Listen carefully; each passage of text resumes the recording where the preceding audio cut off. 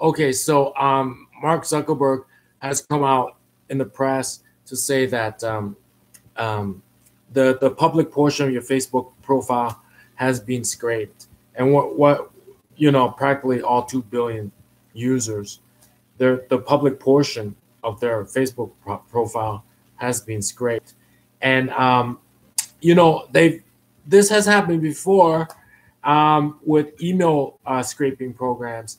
It used to be that there are automated programs on the internet, and guess what? A lot of salespeople remember this time. Like this was maybe 10 years ago, maybe more. A lot of salespeople do remember this.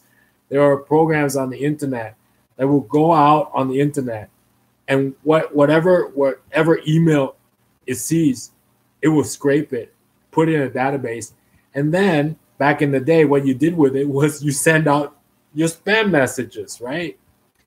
There was a time a lot of people, salespeople, know this, where their technology officer or marketing manager might have suggested such an idea, like there's this software that will go out onto the internet, right, and just collect emails wherever it finds them. It starts on one web page and then it just starts crawling the internet, and wherever it sees an email address, it'll take it. And then at the end of the day, we'll have like 1 million emails, and then we can send out our sales pitch. A lot of sales managers remember this. It's the same idea. So what is going on? Well, there's a limit to identity theft, right? And in my perspective, I no longer think it's a compliment to get spam out of nowhere. For some reason, I don't know who, but it's still extremely popular that people feel like they're important. It's a status symbol. They are somebody.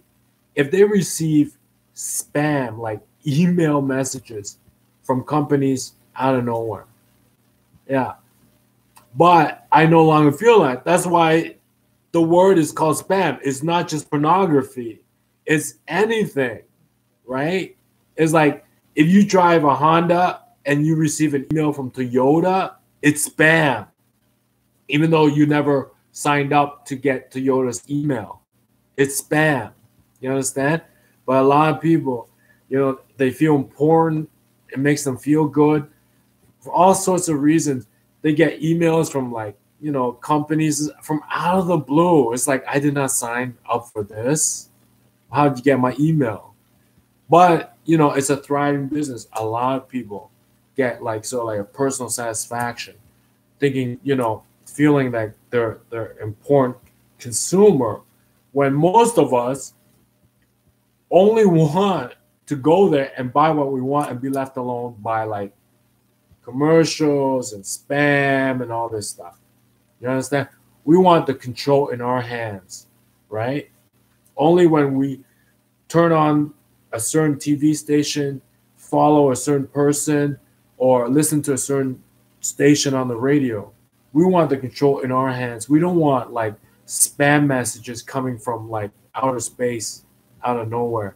And so that's basically what this scraping is. They're collecting public information, right? And really what is public? Not too much. It depends, but really not too much.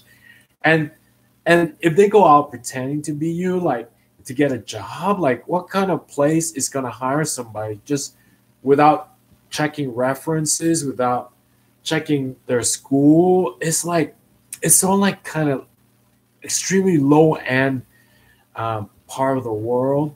And then what kind of person feels important getting spam? It's a very low end segment of the world.